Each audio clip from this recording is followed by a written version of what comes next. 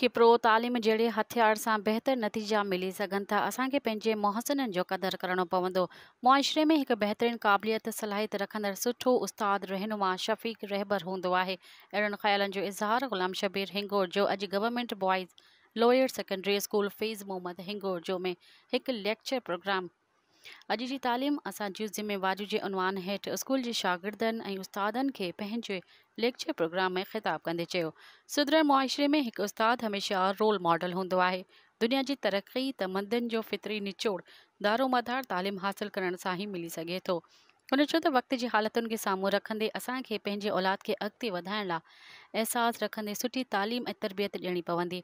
मुल्कनि क़ौमुनि खे तबाह करणु हुजे त उन्हनि जे नसलुनि खे तालीम खसे छॾियो।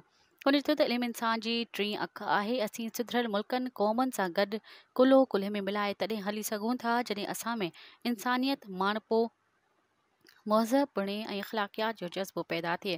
उन चयो त अचो त गॾिजी पंहिंजे हिसे जो कमु कयूं। लेक्चर प्रोग्राम में मुअज़्ज़िज़ महिमान ख़ासि खे स्कूल जे हेड मास्तर एम जुमन कुंभर ऐं ॻोठ जे नेक मर्द अब्दुल रहमान VIP हिंगोर जो तरफ़ां सिंध जी सकाफ़त अजरक जो तोहफ़ो पिणु ॾिनो वियो। प्रोग्राम में स्कूल जी चेयरमैन अब्बास अली हिंगोर जो चाचा लुकमान गज्जू, असद अली हिंगोर जो हाजी रियाज़ अहमद, मुनवर अब्दुल अज़ीज़, विनोद कुमार, ताराचंद, मोहम्मद उमर हिंगोर जो समेत स्कूल जे शागिर्दनि शिरकत कई। मज़ीद ख़बरनि ऐं तफ़सीलात लाइ विज़िट कयो असांजी वेबसाइट www.awamiNewsHD.com ऐं ॾिसंदा रहो अवामी न्यूज़ HD।